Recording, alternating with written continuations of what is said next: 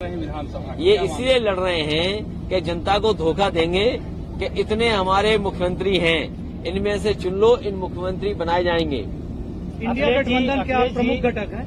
अगला कदम क्या होगा इंडिया गठबंधन? अगला कदम ये है कि जाति जनगणना पे जनता को जोड़ा जाए, जाति जनगणना जनता को समझाया जाए।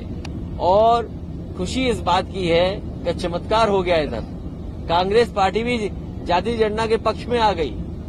जिसने कभी लोकसभा में जाति जनगणना के खिलाफ खड़े हो गए थे, मुझे याद है वो समय में लोकसभा में था नेताजी शरद यादव जी, आदरणीय लालू प्रसाद यादव जी और दक्षिण के सभी नेताओं ने मांग की थी कि जो सेंसस हो रहा है वो जाति के आधार पर हो, लेकिन उसने कांग्रेस से स्वीकार नहीं किया था। मुझे खुशी है इस बात की कि कांग्रेस भी अब पीडीए के रास्ते पर आ गई है और जाति जनगणना के पक्ष में आ गई है। इससे बड़ी उपलब्धि और क्या हो सकती है? क्या लगता है विधानसभा चुनाव में? लेकिन उत्तराखंड में आपको आरोप लग रहा है कि वहां पर आप कांग्रेस के साथ नहीं थे, इसीलिए सीट हारी। देखिए, उत्तर प्रदेश में जिस समय बाई इलेक्शन हुआ, जितने भी भारतीय जनता पार्टी के खिलाफ दल हैं और जो हमारे सहयोगी दल हैं, मैंने उनसे सबसे चिट्ठी लिख करके समर्थन मांगा था।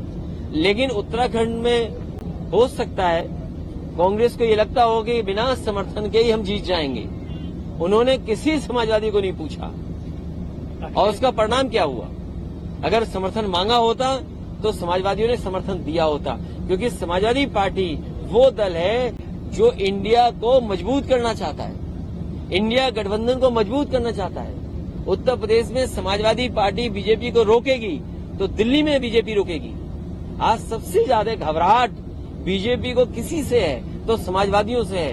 अभी हाल में देखा नहीं है आपने, जब दिल्ली में G20 चल रहा था तो घोसी में कितनी बुरी हार हुई भारतीय जनता पार्टी के लोग।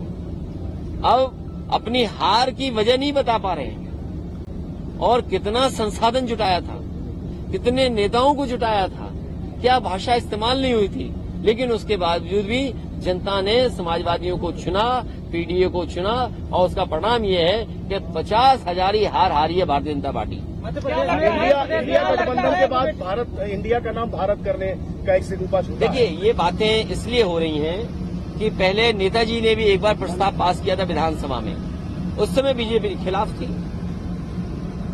जब नेताजी ने विधानसभा में ये प्रस्ताव रखा था उन परिस्थितियों के हिसाब से कि इंडिया का नाम भारत कर दिया है, उस समय बीजेपी ने खिलाफ थे, बीजेपी के लोग वॉकआउट करे थे हाउस में। आज इन्हें भारत क्यों याद आ गया?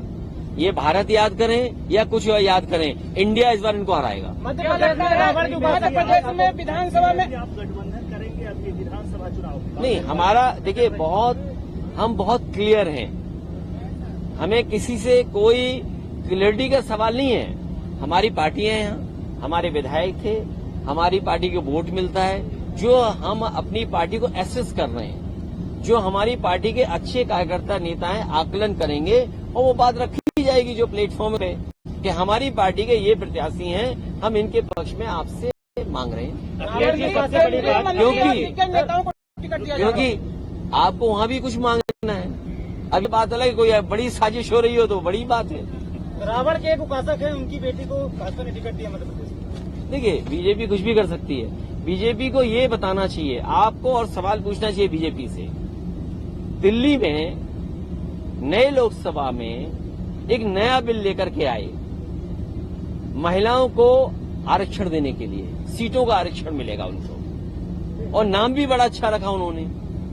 मैं ये जानना चाहता हूं, जो अभी सूची जारी हुई है भारतीय जनता पार्टी की, उसमें महिलाओं को टिकट कितनी दी है? क्या महिलाओं के साथ धोखा नहीं है?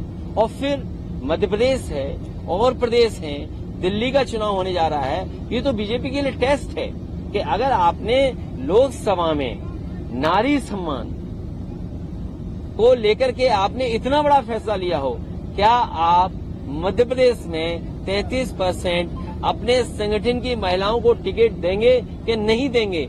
अगर ये नहीं देंगे तो इसका मतलब ये है कि इन्होंने जानबूझ करके जनता में महिलाओं को धोखा देने के लिए बिल लाए थे। अभी आपने कहा कि नई लोकसभा की बात की, पिछले दिनों जो भी सांसद के साथ हुआ, आपकी पार्टी का भी समर्थन था उनको, वो हमारे ही सांसद है जी, तो उस मामले में ये कंफ्यूज मत रखिए जी। अगला स्टेप ये कंफ्यूजन नहीं होना चाहिए। जब जेडीएस के बड़े नेताओं ने कहा था तो ये गठबंधन के प्रत्याशी हैं। ये अलग बात है कि उन्हें बीएसपी से टिकट मिला था, लेकिन वो सपा और बसपा के गठबंधन से जीते थे।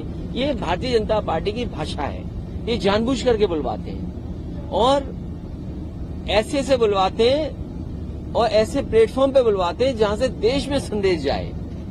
लेकिन लोकतंत्र में और जो मर्यादाएं हैं उसको लांघना नहीं चाहिए, चाहे भाषा से चाहे व्यवहार से। अपनी भाषा से व्यवहार से किसी को भी मर्यादा नहीं लांघनी चाहिए।